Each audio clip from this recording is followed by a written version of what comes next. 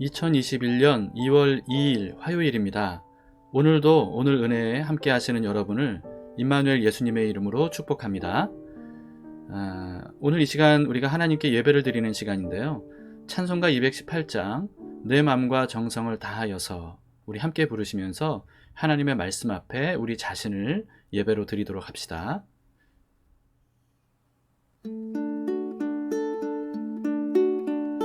내 마음과 정성을 다하여서 주 너의 하나님을 사랑하라. 내 몸을 아끼고 사랑하듯 형제와 이웃을 사랑하라. 주께서 우리에게 명하시니 그 명령 따라서 살아가리. 널 미워 해치는 원수라도 언제나 너그럽게 사랑하라. 널 핍박하는 자 위에서도 진실한 마음으로 복을 빌라. 주께서 우리에게 명하시니 그 명령 따라서 살아가리. 나 항상 주님을 멀리하고 형제를 사랑하지 못하였다. 이러한 죄인을 사랑하사 주께서 몸버려 죽으셨다. 속죄의 큰 사랑 받은 이 몸 내 생명 다 바쳐 충성하리.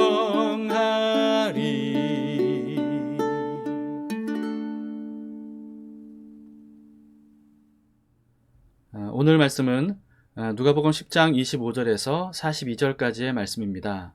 그 유명한 선한 사마리아인의 비유를 말씀하신 내용이고요.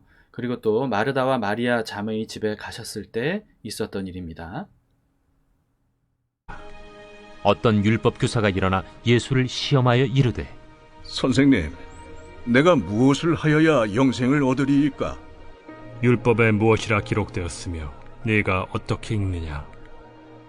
내 마음을 다하며 목숨을 다하며 힘을 다하며 뜻을 다하여 주 너희 하나님을 사랑하고 또한 내 이웃을 내 자신같이 사랑하라 하였나이다. 내 대답이 옳도다. 이를 행하라. 그러면 살리라.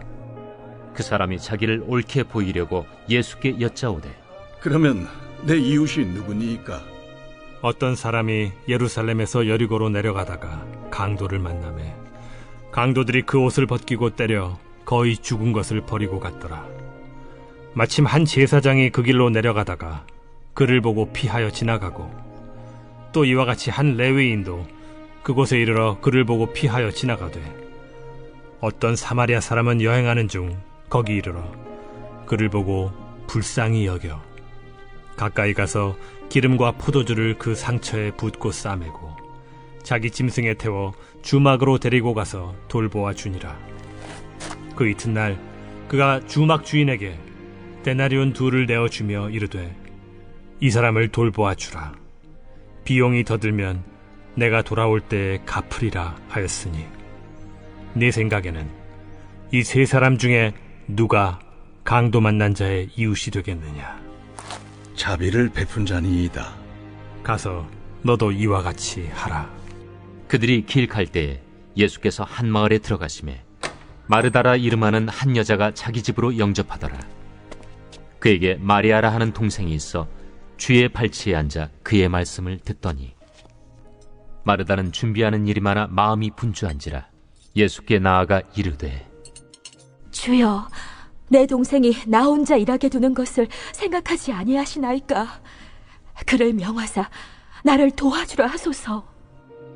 마르다야, 마르다야, 네가 많은 일로 염려하고 근심하나 몇 가지만 하든지 혹은 한 가지만이라도 족하니라.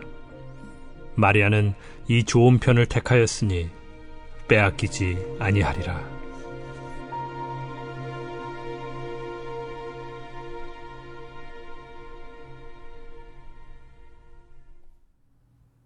율법교사가 예수님을 시험하려고 영생 얻는 법을 여쭈었다고 하죠. 이에 대해서 예수님은 역으로 율법에 뭐라고 기록되었느냐라고 물으심으로써 율법교사 스스로 대답하게 하셨습니다.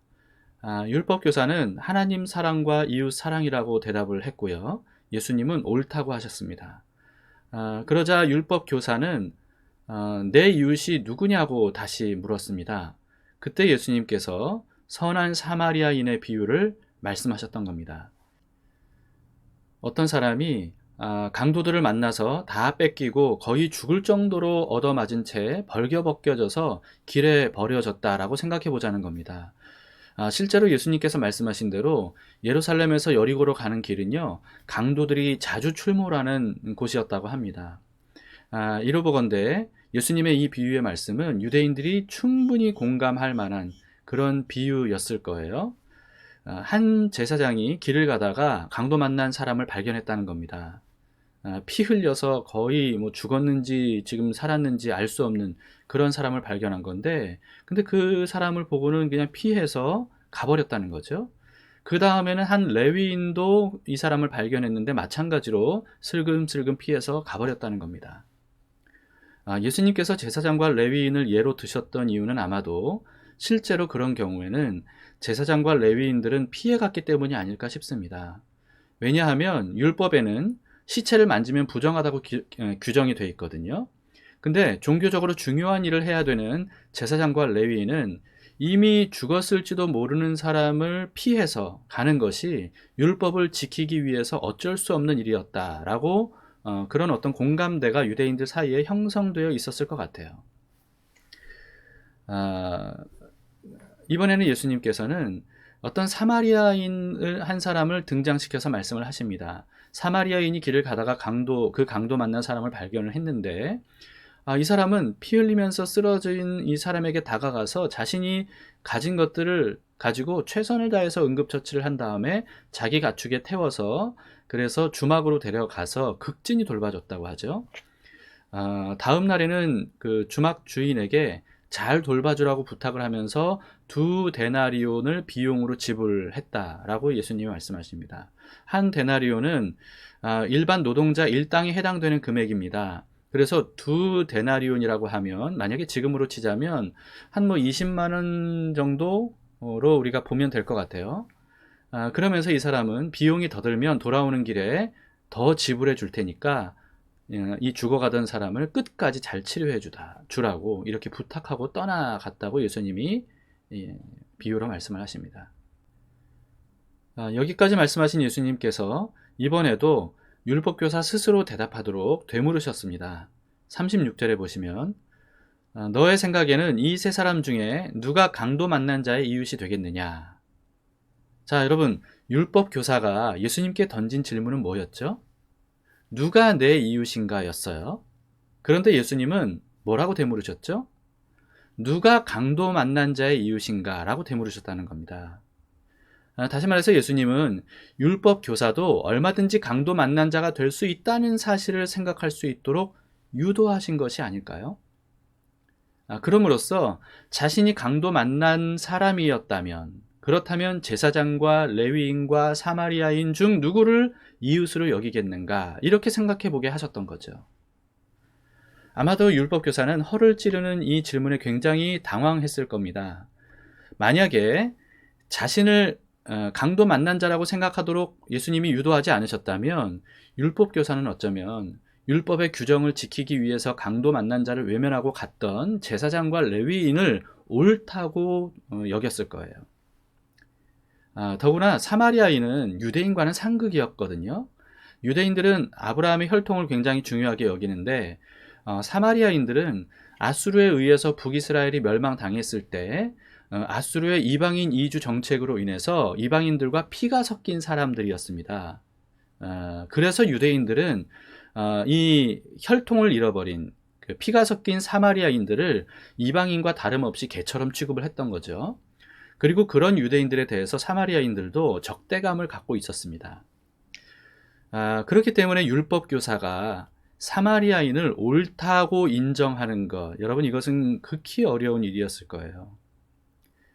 그런데 예수님은 율법 교사가 사마리아인에게 도움을 받은 강도 만난 자였다면 어땠을까를 생각해 보게 하심으로써 율법 교사에게 새로운 관점을 갖게 하신 겁니다. 예수님을 시험하기 위해 질문을 했던 율법 교사는요, 역으로 예수님의 질문 때문에 어려운 시험을 당하게 됐습니다. 제사장과 레위인이 아니라 사마리아인이 이웃이라고 말한다는 것은 율법 교사라는 참 쉽지 않은 일이었을 겁니다. 그러나 율법 교사는 인정하지 않을 수 없었던 거죠. 그래서 이렇게 대답을 했다고 합니다. 자비를 베푼 자니이다. 네. 이 율법 교사는 차마 사마리아인이라고 대답하지는 못했나 봐요. 그래서 자비를 베푼 사람이라고 이렇게 대답을 했습니다. 그러니까 예수님께서 이렇게 말씀하셨죠. 너도 이와 같이 하라. 자, 이 비유는요, 황금률이라고 불리는 예수님의 말씀을 생각나게 합니다. 누가복음 6장 31절에 황금률이 기록이 되어 있는데, 남에게 대접을 받고자 하는 대로 너희도 남을 대접하라 라고 말씀하셨습니다. 그냥 남을 대접하라고 하지 않으시고요, 남에게 대접을 받고 싶은 대로 남을 대접하라 이렇게 말씀하셨다는 거예요. 자, 여러분, 누구나 강도를 당할 수 있습니다. 그럴 때 얼마나 누군가의 도움이 간절하겠어요. 그렇기 때문에 강도 만난 사람을 도와주라는 거죠. 누구나 잘못을 범할 수 있어요. 근데 잘못을 범했을 때 용서받고 싶죠. 다시 기회를 얻고 싶을 거예요. 누군가 그래준다면 얼마나 고맙겠어요. 그렇기 때문에 잘못한 사람을 용서해주고 기회를 주라는 거죠. 우리는 얼마나 사람들이 나를 있는 모습 그대로 받아주기를 원합니까? 그렇기 때문에 남을 있는 모습 그대로 받아주라는 겁니다. 이런 식으로 사랑을 베풀어 주는 거, 그게 바로 남에게 대접을 받고자 하는 대로 남을 대접하는 것이고요. 너의 이웃을 사랑하되 내 자신처럼 사랑하라고 하신 말씀대로 실천하는 것입니다. 이런 사랑이야말로 율법을 지키는 방법이죠. 그런 의미에서 제사장과 레위인은 율법 조항은 지켰을지라도요, 율법의 기본 정신은 사실 어긴 것이었습니다. 율법은 하나하나 조항을 지킨다고 해서 지킬 수 있는 게 아닙니다. 율법은 오직 사랑으로만 완성됩니다. 그래서 율법을 완성하려면 사랑해야 되는 거죠. 옳고 그름을 따지기 전에 만약 나라면 나를 어떻게 대해주기를 원할지, 여러분 그걸 우리가 먼저 생각해 봅시다. 그리고 그렇게 결론 내린 대로 남을 대해주고 사랑을 베풀어 줍시다. 이것이 이웃을 내 자신처럼 사랑하는 것이고요, 오늘도 우리가 습득해야 될 하나님 나라 방식입니다. 사랑이 없으면 아무 소용이 없다는 고린도전서 13장의 말씀을 우리가 생각하십시다. 그러면서 사랑의 송가라고 하는 찬송을 우리 함께 부르시겠습니다.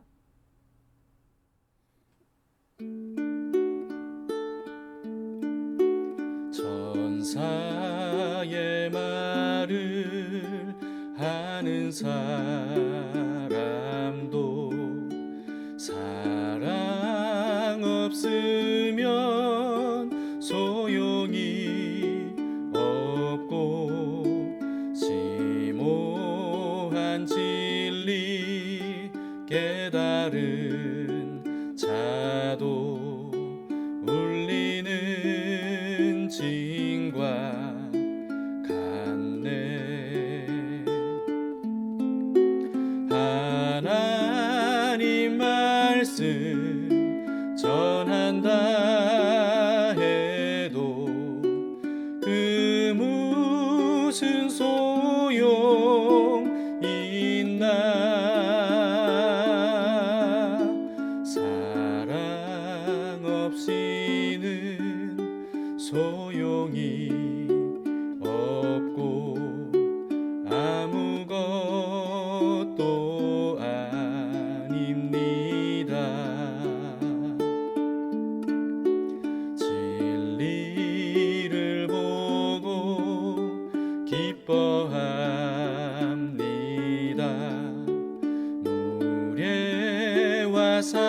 인자하심 품지 않으며 모든 것 믿고 바라는 사랑 모든 것 덮어주네.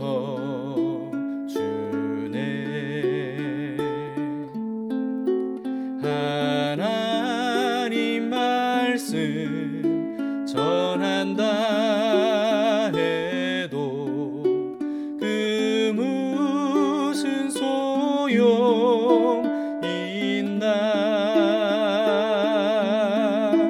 사랑 없이는 소용이 없고 아무것도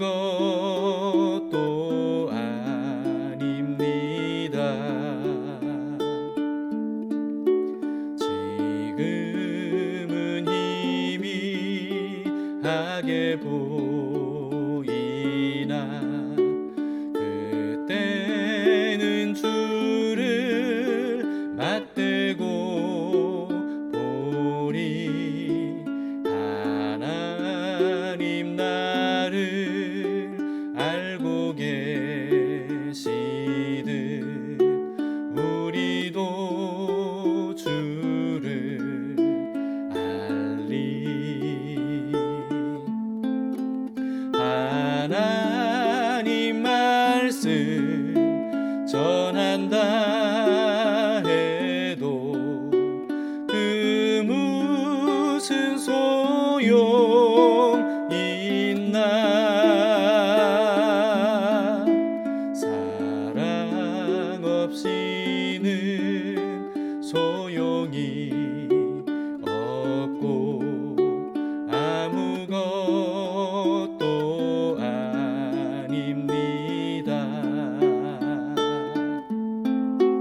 하나님 말씀 전한다 해도 그 무슨 소용 있나.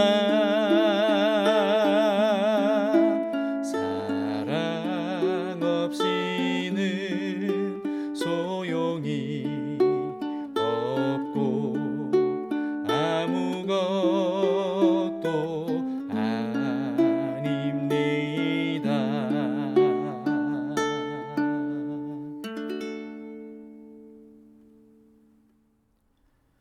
함께 기도하시겠습니다. 참 좋으신 주님, 우리는 하나님의 말씀대로 한다면서 오히려 하나님의 뜻과는 반대되는 일들을 할 때가 참 많이 있는 어리석은 사람들입니다. 예수님의 비유의 말씀처럼 하나님의 말씀을 지킨다고 하면서 사람을 돕지 않고 사랑하지 않고 멸시하고 무시하거나 또는 심지어 미워하기까지 하는 그런 우리들의 잘못된 모습들이 있습니다.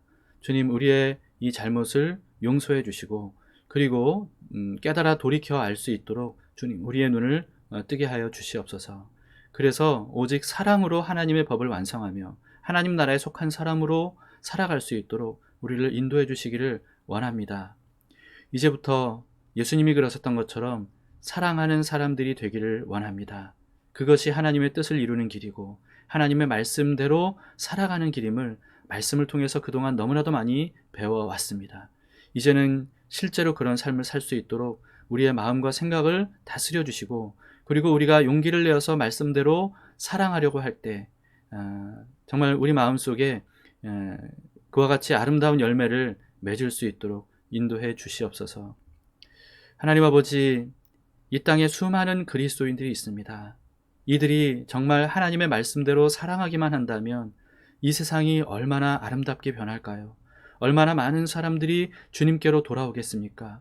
얼마나 많은 사람들이 예수님의 사랑을 깨닫고 알고 느낄 수 있겠습니까? 주님, 그런 시대가 오도록 주님 교회를 일으켜 세워주시고 예수님의 사랑으로 끝까지 사랑하는 교회가 될 수 있도록 인도해 주시옵소서. 담길교회도 그렇게 되길 원하며 오늘 예배에 함께하는 모든 분들도 그런 마음으로 충만할 수 있도록 인도해 주시옵소서. 오늘도 우리와 함께 하시는 주님, 우리를 변함없이 사랑하시며 또 그 사랑을 베풀 수 있도록 인도하시는 주님께 오늘 하루를 맡겨드리며 예수님 이름으로 기도드립니다. 아멘. 감사합니다. 두 가지 기도 제목으로 함께 기도하시겠습니다. 첫 번째는 오늘 나의 사랑과 도움이 필요한 이웃이 누구인지 보게 하셔서 선한 이웃으로 살 수 있도록 예수님의 사랑으로 채워주시기를 기도합시다.